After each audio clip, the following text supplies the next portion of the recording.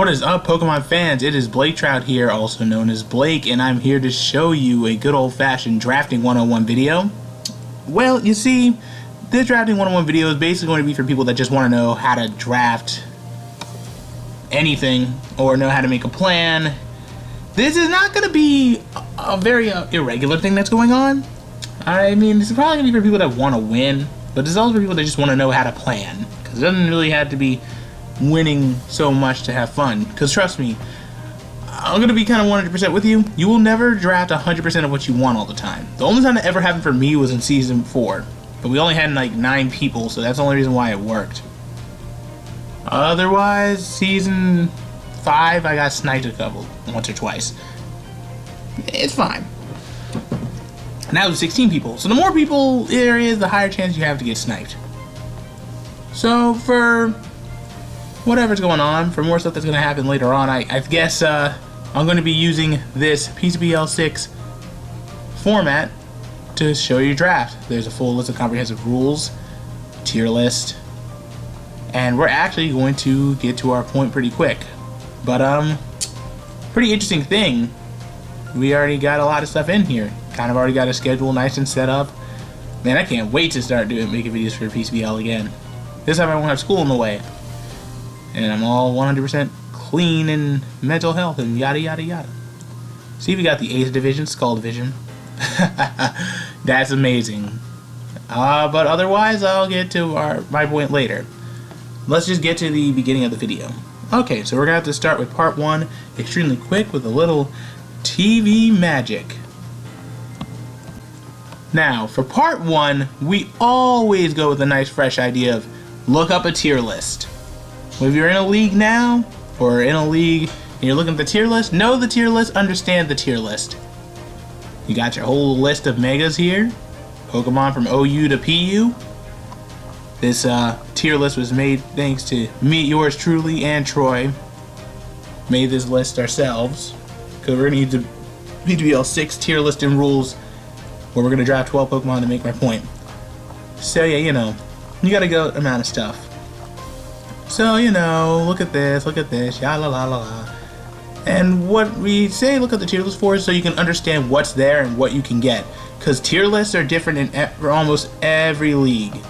Some people will actually keep Pokemon. Some Pokemon will also be banned otherwise. Not every place is going to follow Smogon rules 100%, and especially now because it's new. Like, Season 5 was a mess with the tier list because we didn't know what to do. We just did the same Oris tier list and put Pokemon from Sun and Moon anywhere that seemed like they fit. But you know, after a while we kind of just moved stuff around. We moved things up, you see the blue, moved things down as you see the red. A lot of mons got moved down to RU and a lot of mons got moved up to RU. So RU is a big giant bargain sale. But I don't want anything from it either. I mean, it's like a lot of stuff that seems good, but then it just doesn't work. And RU is usually that tier that's like really key to getting people wins. So, you know, I say take every tier in consideration. There are Pokemon that always throw in all kinds of work in League. Like, my deadliest Pokemon with the most kills was an NU Pokemon. It was freaking Hitmonchan. Hitmonchan, man! Why Hitmonchan? That's just how it is. Some people don't expect it. I think that's like one of the first time I ever got an NU Pokemon. And hell, my second deadliest Pokemon were also Heatran and Altaria. Not Mega, regular Altaria. Man, I just was all kinds of shook of how amazed that my season went. So, you know, things are going all nice and chill and whatnot. And I guess now we can just move on to part 2. And guess what part 2's about? Now, part 2. Part 2 is basically what I'm going to explain, and it's called choosing your Mega Evolution. Now, I'm going to be very honest with you, and here's how I really want a lot of you to choose. If you don't know what you're doing, choose a Mega that you know how to use. Don't pick a Mega because it's strong. Don't pick a Mega because it's popular. Don't pick a Mega because people have had other success with it. Don't do that. If you don't know how to use it, you're not gonna win. I'm not joking, because I used Pokemon like Metagross and had a shit season. It sucks. Like, I just did not know how to use it correctly. And Tyranitar, Venusaur.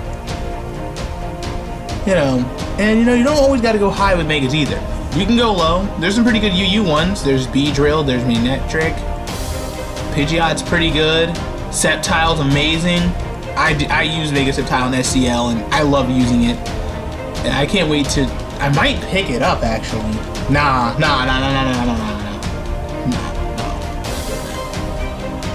Maybe some other time, some other season.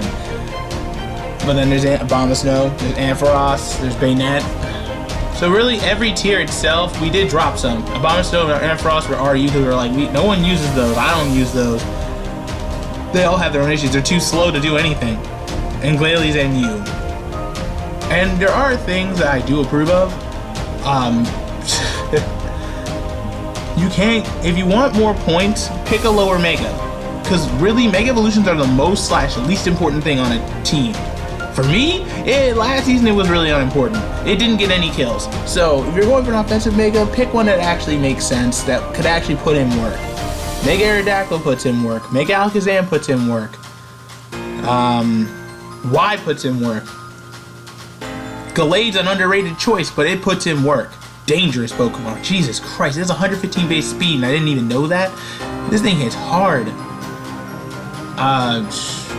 Really, I would say a lot of fast Megas can really put in the work. Scizor puts in work.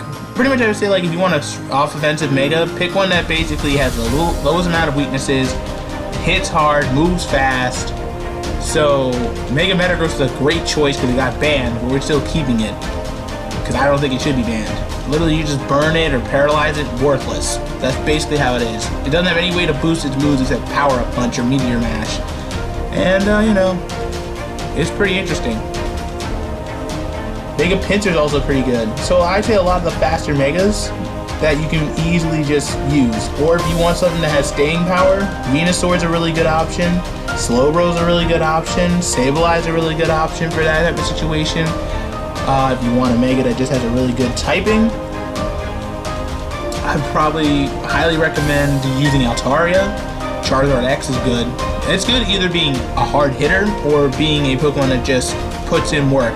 It can do a lot of damage. Why it can do a lot of damage? Because it has weather. Mega Diancie is dangerous. We dropped it for a reason. Well, I wanted it to drop, but we dropped it because, once again, it loses to a bunch of Steel types. It loses to Celestial, it loses to a bunch. It hits hard and it's fast, but then again, Mega Metagross is a threat. And Mawwile's brought back because it doesn't have much speed, and really, it can't do anything dangerous unless, you know, Trick Room. Probably shouldn't have said that. Now people are going to pick that up and use it against me. Because every time I see Mega Mawile, I see Trick Room, and it sucks, but I hate it. And half the team has it, but I'm getting off going on a tangent again. Back to it. Mega Scizor is another one of those situations where it hits hard and it has staying power. Well, because it gets roost. It takes hits, easy. Money. Or, go low. Going low is fine. Picking RU, picking NU is fine, because if you go low, you get more points and you get to do much more with it. Like 105 points, you can pick up to 4 Mega Evolutions. Or sorry, 4 OU Pokemon. No. With 105, you can pick up to around 4 OU Pokemon with your entire draft. That's your free and 3 OU picks. Or you can go RU. Heck, with UU, NU, you can pick up like 4 UU picks and a bunch of other stuff, and that works. So you can get up to 5 UUs because of this. You can have up to 4 NUs with this plan, up to 3 with that plan. So going low is never the worst idea, because in a way, if you don't care about using a Mega, I'm fine with not using one. I'm a guy that doesn't need to use one every battle. I used to be a guy that did that, but then I'm like, you know what? I'm not going to bring one. And when I did it week 1 against Ian in PCBL 3, I'm like, I can do this. I don't need a Mega to win games. I've done it a few times, actually. You don't need a Mega unless it's extremely integral to your team. If you don't use it, you don't win. But otherwise, you shouldn't basically plan where you can't make your Mega your breadwinner. If you do that, then that just means that people are going to plan around it and you're just not going to win games. That's just the truth with that. I would highly recommend picking up something that usually would have staying power, or something that just hits hard or fast. So if you're picking something defensive, I'd probably advise picking Pokemon that have a really good typing that can't get destroyed by a lot of types. pick up Pokemon that basically can be made in multiple ways. Metagross can be defensive and Metagross can be offensive too. You could do Charizard as a bulky defensive mon or bulky offensive. You could do, who else? I'm trying to think. You could do Latias, Mega Latias too, a bit defensive as well. Max defense, calm minded. It can't be killed in most situations. Plus, you know, knockoff doesn't ruin its life. Gosh, I'm trying to figure another one. Sableye too, max defense, calm mind. There you go. And Slowbro, of course, max defense, calm mind. That's 180 base defense. I think I went through this before, so I'm gonna pretty much just stop right here. Or do Weather, Swampert. Mega Swampert works great with Swift Swim. If it had Sap Sipper, it'd be unstoppable. But no, they picked up Swift Swim. Whatever. You know, I guess RU, Solar Power Houndoom's really good. I think that's pretty much all I want to say about this section. I guess we'll just do Part 2's finished. Because Part 3 is going to be a little weird. And we're not going to be looking at this for a while. So, let's get to Part 3, shall we? Okay, so Part 3 is picking the essential Pokemon that you need. The Essentials. I like calling them the Essentials because they're things you should always have on a team for a draft league. Sorry, I had to burp for a second.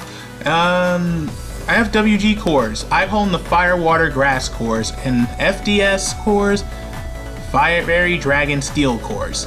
These cores are good because they actually do cover a lot of weaknesses out of each other. I mean, Fire has a huge water weakness that's covered by Lapras and Amoonguss. But Charizard X is Fire Dragon. Do you get my point? Just the fire typing matters the most. Like the many weaknesses of Electric and Grass, covered up by Amoonguss. Amoonguss's weaknesses to fire, flying, and mostly fire, blocked by Charizard X and Lapras. So they basically heal each other up, or cover each other's weaknesses and problems. And the core is pretty essential because that means it'll be more difficult to actually find a distinct weakness that they can just switch off into. So you can make switch-ins for certain things that just work. Or not, you know, it doesn't matter. And Fairy Dragon Steel cores are the same thing. Sylveon only has 2 weaknesses, and that's Poison and Steel. And it's covered by Aggron mostly. And Goodra's weak to Ice, covered by Aggron. Weak to Dragon, covered by Sylveon. Weak to Fairy, covered by Aggron. And Aggron's weak to Fighting, covered by Sylveon. Weak to Ground, not covered.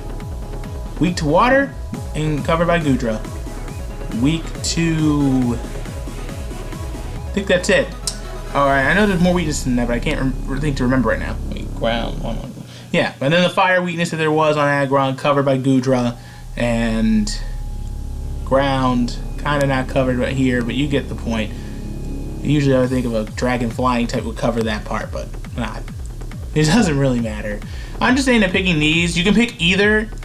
You could use both. I use both, at least. I try to get a Fairy Dragon Steel and a Fire, Water, Grass in total. Get both. Last season, Season 5, I went and picked Fairy Dragon Steel for my core, and it worked pretty decently.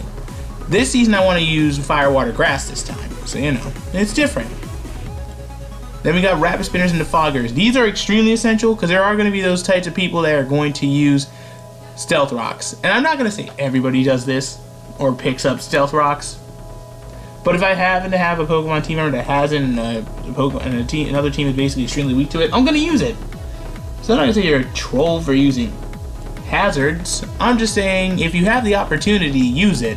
If you don't, you don't. I don't really care or worry about putting Stealth Rocks on my team. But I am more worried about having Rapid Spinners and Defoggers to get rid of a lot of things. Defoggers are important, extremely important. I mean, Fortress, Delmise, Starmie, pretty good examples of Rapid Spinners, along with the Hitmons. You have a good fighting type and a really good Rapid Spinner. Wait, I don't think Hitmonlee has Rapid Spin, but I know Hitmonchan and Hitmontop do. I just like seeing all 3 of their names nicely lined up. They're really nice. If you can't hit Ghost types, that's what Foresight's for. Yeah, they can use Foresight. I think Hitmonchan can too, but I know Hitmontop can. And then you got your Defoggers here. Latios, Togekiss, Crobat. They're very useful in certain situations because they can't be affected by certain things, mostly just spikes and Sticky Web. You can just get rid of that issue easy. I always find Sticky Web to be that really scary thing because there are certain Pokemon that do know it that people are going to pick up, like Ariados knows it, I think. I know it's more than one Pokemon that knows it, but there are I'm probably sure there's way more than I think, because maybe a lot of bug types know it and no one uses it. Oh, Leavanny has it! You know, you can use that too to lower speed if you don't have a speed-oriented team. I thought about doing that, but I'm like, I don't really care. But like I said before, these are essential because they're essential. If you don't have one, you're going to get screwed and be stuck playing the game of whoever has Sticky Web, or other people that have Tailwind and they have Sticky Web on top of that too. Or they have something really lame and stupid, like, I don't know, like Togekiss can also get Tailwind, which is pretty cool, and that's pretty useful. And on top of that, Defoggers are pretty useful because they can also lower your opponent's evasion. But then again, if there's a Pokemon with Stealth Rocks and Evasion, Stealth Rocks and Bisharp, that actually would not be good. That's dangerous because they can come in expecting for a Defog to happen, and then they get the boost on attack, and it's just game over right there. Easy sweep. Alright, now we got to go to our Clerics. We have, basically, if you're wondering what a Cleric is, first of all, I should have probably said what a Cleric is. Now, Clerics are basically Pokemon that heal and fix your team up. I know there's more Clerics than this, but I just like these 8 because I probably use these, well, except one of them the most. I use Clefable a lot in OU gameplay, and UU gameplay as well. Really, the only thing that beats a Clefable from doing a lot of his stuff, Clefable's really good because it just has Heal Bell and Soft Boiled to heal itself, or Heal Bell and Wish. That's also useful, but you can't use Soft Boiled and Unaware as an ability because it doesn't work. But it does, but it doesn't because it's too broken. And then we got this piece of crap here. This thing also can do, well, not Wish, but mostly just Heal Bell to kind of do it. I always think something that counts as a Cleric because it doesn't have to heal the team itself. It just has to be able to use Wish and whatnot, or able to heal itself or heal other Pokemon. Audino's a very good option, very nice, a low tier pick. PU pick is pretty nice, I like it. Umbreon's very underrated. Very useful. It just cannot die. It's very defensive in both orients, physically and special defense. Sylveon's very popular Cleric as well. Vaporeon's pretty good. No one other Cleric that really is useful. So really just the Wish Heal Bell option. And then there's Togekiss. Togekiss is underrated. It also can do Wish, some other attack, I forgot what it's called. Wish something. It was Wish and Defog. It basically be your Defogger, your Cleric 100%. It has Heal Bell and Wish. And there's also a multitude of Pokemon that also have Heal Bell that I don't feel like putting on. I just use these the most. And Florges, I had it last season, puts in the finest of work. Ixing is also another Cleric. It has Aromatherapy. I also forgot, Aromatherapy is also a very useful thing to have. Many grass types have that. So you could probably give that to, like, I think a Moongus gets Aromatherapy. But if it doesn't, then it doesn't. I'm not really sure. I don't use a Moongus that much. So really, these Clerics are very important. This is pretty much all you kind of do need to put on a team. If you're looking for like something called offensive hitters that hit hard, just go obvious, you know? Hitmonchan hits pretty hard, Hitmontop hits decently, and Hitmonlee hits real hard too. You want really strong special attackers. Latios can fill that void. Togekiss has 120 base special attack, something that I don't really exploit. If I had Togekiss to use this season, if I wanted to get it, I don't think, actually let me check, is it in my draft plan at all? Actually, nope, it's actually not. Oh my god, why are you not in my plan? Silly me. But either way, it has 120 base attack, special attack, so that's very good. So 120 base special attack gets you to do anything you want. So you can make Togekiss a whole multitude of ways. You can make it a Scarfed attacker. It has 80 base speed, so it works great as a Scarfer. I just love Togekiss so much. It's so good. And you know, I used to dislike it, but I really love it now. The League Play made me love this Pokemon. But let's move on to the next part. I'm going into a tangent. Well, pretty much, I'll call this one part 3.5. It's kind of weird why I call it that. You see, part 3.5 is called... Okay, so part 3.5 is making a budget and have backups. I was going to do this after 4, but I'm like, let me do this before 4, because 4 is going to be talking about what you're going to expect in a draft. Then we'll just dissect the F out of it in the end, and then we'll hit the conclusion. So moving on with this, it's like making a budget. You always have to make a budget. Plan what you're going to get. I mean, I thought about saying, maybe I should just type up an actual actual plan I had for last season, but I'm just gonna be straightforward. I don't feel like doing that. Nah, I probably should. But I'm like saying, we'll just say you pick your Mega Evolution to be OU. You have 90 points to choose from. Alright, so you can only, so at most, if you want to pick 6 Pokemon, you gotta pick 6 Pokemon. You gotta buy them. So buying them, you say, you can pick up to 2 OUs max without it affecting you badly, because that means you need at least 6, and 2 OUs is about 50, and 3 would give you 75. And this is like when you're paying for it, making a budget, because at that point free doesn't matter. I usually do free last, because then that means I can do them stress free. I think I wouldn't pick a consecutive place where I have to use a free pick unless I had to move it up in order to just decide to. So it's 50 points. And these are for not free OU picks, they're just paid ones. And 3 equals 75. The thing about when you're paying and making a budget, you don't have to even pick up an OPUmon sometimes. But 3 OUs is 75 points, and that means you have 15 points left and not enough to cover up for 6.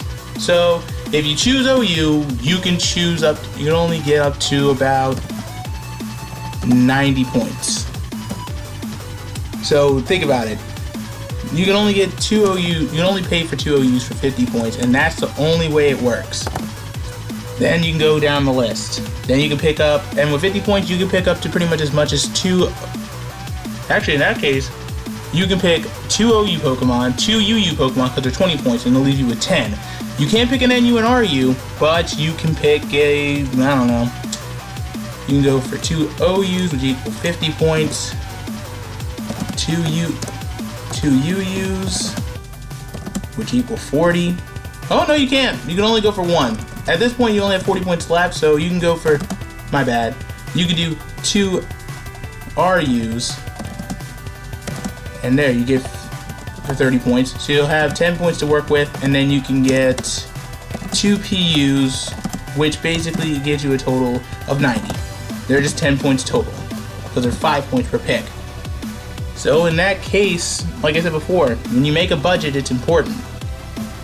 Because if you don't make a budget and you run out, you have to start all over and lose those mons. And then you gotta start all over again later.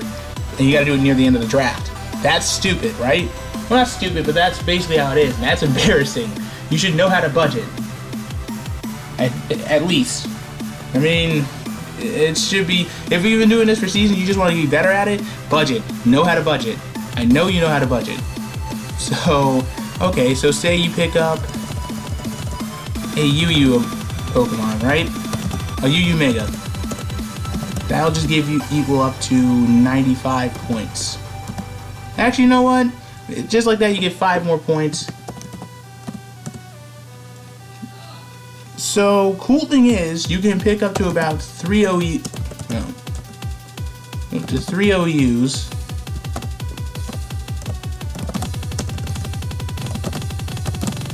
Yeah, so 3 OUs equal about 75 points, like I said before. So you still have 20 points to work with, and that means you can get up to about pretty much 20 points. You can only get up to pretty much 3 PUs at that point. And that'll equal up to about 15. So that's 90 points. So there you go. That's really the only way that could work. Unless you do, no, that's not enough. 3 OUs. So wait, actually, 3 OUs will give you 75, and NU will give you 85. Oh no! You could actually do 2 PUs for 10 points, and 1 NU for 10 points. There you go. So really, that's why I was saying before with Mega Evolutions, that if you go low, you get so many more opportunities to make a really good team. So say you pick an NU Mega, and there's not a lot. So, you know, that's like 105 points. So you can pick up to 3 OUs. Sorry about that. 3 OUs for 75 points. And you also have 30 points to work with. And you just need 3 more. You can pick up 1 UU for about 20 points. And 1 and 2 PUs. How the heck did it go all the way up there? Silly me. And 1 PU for 5. Sorry, 2 for 10. So you get the point. So make sure you know how to budget. And I also always say to have backups. So example, we'll say that your first round pick is going to be, oh god, Bisharp. No, something that's typical. Say it's Landorus T.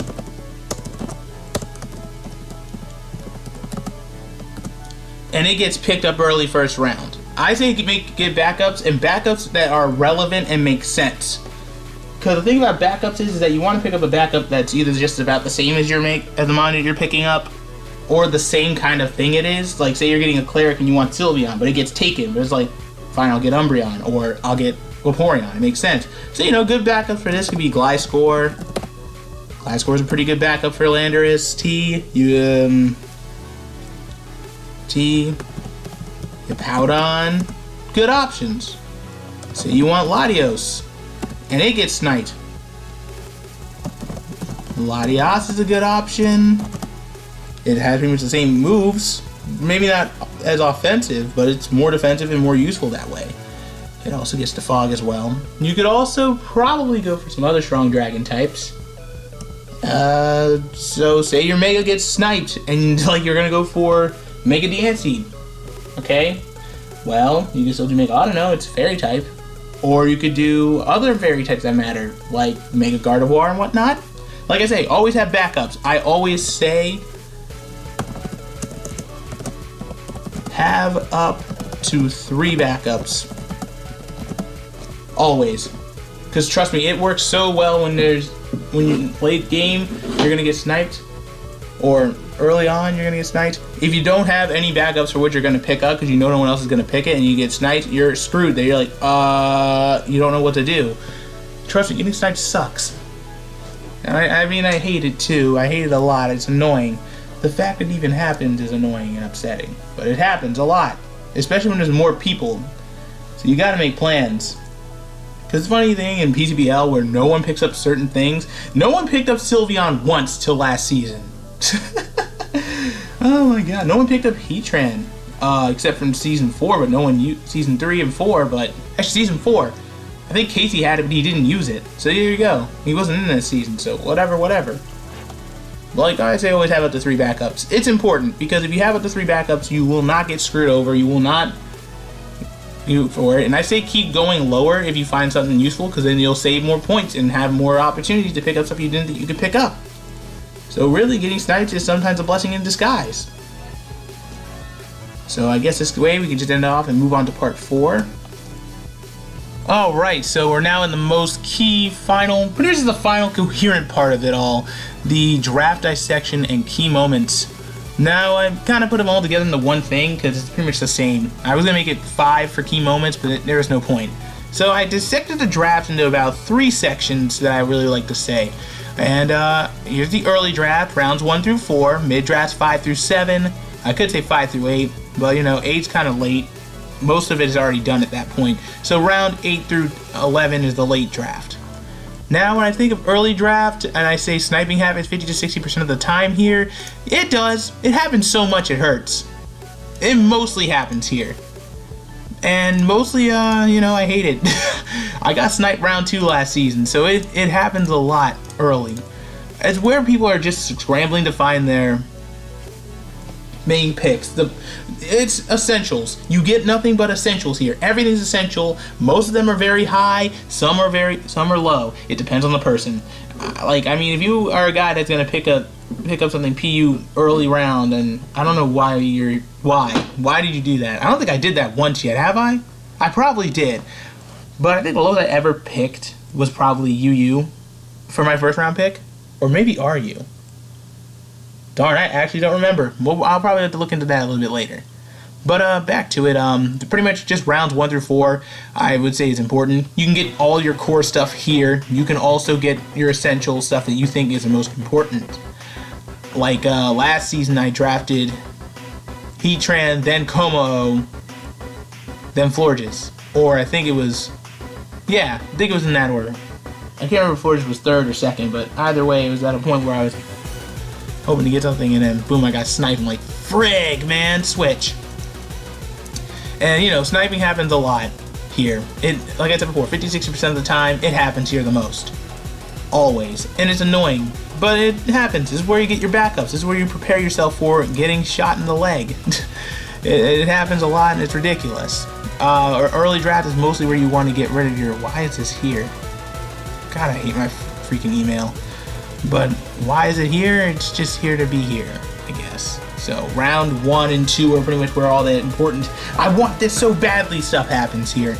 And some people are just chill with their drafts. They don't even care. They just pick. Some people have a pattern. I made mine where I'm picking all my stuff that I'm paying for last. Well, not last, in the beginning. I used to do where I had to pick the highest tiered stuff first, then went down the list like that. But instead, what I did is I made it all payment-wise, starting in the first 6 rounds are all gonna be paid. And the rest is free, so I don't have to worry about budgeting at that point. I can just pick. And you know, early draft is mostly just where you're not getting all your fillers. It's just your essentials. And I guess we can just move on to mid-draft. Actually, you know what? Round 4 is that one area where... Actually, which round would sniping happen the most? Pretty much rounds 3 and 4. It happened the most, in my opinion. I mean, it happens every round, but it happens rounds 3 and 4 the hardest. So, let's move on to mid-draft. Mid-draft is where I would say is sniping hurts the most here. And it does! Rounds 5 through 7 are important. At this point, they either got all their essentials out of the way, and they're just trying to pick their favorite stuff, and sniping hurts the most because you wanted to get something. And 5 through 7 is basically all your impulse gets. You know? They're important, but you really want to try them out, but they get taken, and it hurts like heck here. Sure, sniping only happens 40, pretty much half the time also, 40 to 50%. Well, really, 35 to 40% of the time here. And, you know, mid-round drafting hurts. You know, I don't like 5 through 7. They make me the most nervous, because, it's where you can just get stuff taken, not because you expected them to get taken, because they were just so low brow, right? They're low tiered. Well, they can happen, and it's annoying, and it hurts a lot. It hurts my soul every time that happens to me, where I just have something I really want to get, and I just get sniped, or I see someone that wanted something really badly, but someone else just took it, and they're just crying. Not crying, but they're like, oh, why? That's just how it is. Mid-draft is really important, too. If you're still on your essentials, I say if you're picking your first 6 to be nothing but essentials. Like, if you looked at what happened last part 3, where I said, you pick your cleric, you pick your cores. Pretty much you want to get all your cores out of the way. That's half your draft right there. Then your cleric and your rapid spinner, that's 8. So all the way up to round 8, you gotta hope everything goes right. And if it doesn't, then you better have backups. I probably should have put round 8 on here, because that means my essentials part would make sense. So I'm gonna say, yeah, round 8's pretty much not mid-draft. I think it's late, so I'm gonna keep it late. But sniping does hurt the most here. You're mostly just getting impulse gets if you already got what you think is essential, and you just want to get them because you think it'll help, but they get taken, and you're like, you gotta go lower, and then that gets taken. It just, a lot of good stuff gets taken mid-draft. Early draft, not a lot is taken, but a lot of the very high-tiered stuff that people need gets taken. Here, things that people want the most get taken, so it sucks. And I call late draft, here's the bread. Mostly you're filling, i.e. you're getting NU or PU mons to fit in your team. I used to really say that PU and NU were like, this is just bread. That's all the Pokemon are. Nope, I was wrong. Every Pokemon here is essential as H, OU or PU. Jesus Christ, I had the PU mon be my 3rd strongest Pokemon. That's insane. Any Pokemon you can use can put in work. I find these to be where sniping happens the least. Probably 15% of the time, it happens. Well, 50% of the time, I don't think sniping actually happens here. It's pretty low, like 5 to 10% of the time it happens. Like, I don't see it happening where it just does that.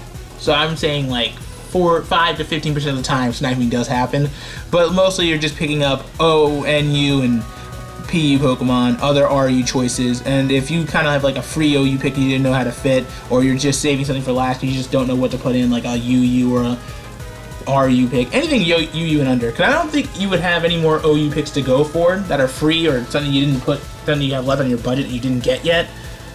At this point, I don't really see a lot of high picks near the end. Mostly just, well, it depends on the person. It's mostly, I usually see it as low tier stuff, so mostly RU and under. Rare, I see a UU. I think I picked up something from UU late round, like round 8 or 9, and no one picked it up. I'm like, I'm taking Durant. I think it was Durant, round 8 or 9, that I picked it up, and then I picked up an NU and a PU. But you know, it's mostly when I think about it that when you just dissect it like this, I would put round 8 as a mid-round draft, because if I was following essentials, I would have rounds 1 through 8 be the most important rounds in the game, and then 9 through 11 or whatever, pick your stuff. But you know, there's no guarantee for any of that stuff happening, and you know, it's whatever. It's all cool, I promise you. It's not that bad, and it really, this is kind of how I really call it. And I call it the bread because it's mostly filler, because you really are just picking a Pokemon that could be like, oh, this could fit, or this could work, and no one's going to look after it because they didn't care about it. At this point, round 9 through 11 are really the bread rounds. I call it the filler rounds. I always usually say don't fill up on bread and just pick up stuff and then have like 4 essential things. Every Pokemon is essential. But that's all I want to say. I think that's probably pretty much it. I'm pretty sure. I guess we can just move on, you know. Okay, so thanks for actually watching this whole thing. I guess I've been going on a tangent a lot lately with that. And I was just basically kind of just explaining. Mostly I'm just saying whenever you're making a plan, always remember your draft plans will never go 100% the way you want. You may or will get sniped. Every Pokemon is important, no matter what tier they come from.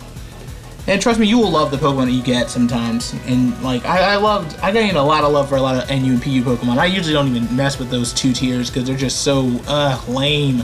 But there's good stuff here. I guess anything else I would like to say is good luck with all your drafts if possible. Be careful with what you pick. Please take these to heart. I'm just saying that these aren't really like, you don't have to follow these 100%, but this just mild advice. I've done this for a bit, so I've thought that, hey, make a video for this would be nice. I think I might do a video talking about the new coaches when all the teams are set up. Like I said, it might be after the draft, and I'll make that video. Then I'll do a draft analysis before week 1 starts. So, yeah. So watch out for that. And I think I won't really be making showdown vids for a while still. Until, you know, I have time. I'm not having time. Work has kind of swamped me kind of hard, so, you know. So I'll see you guys next time, and have a nice day.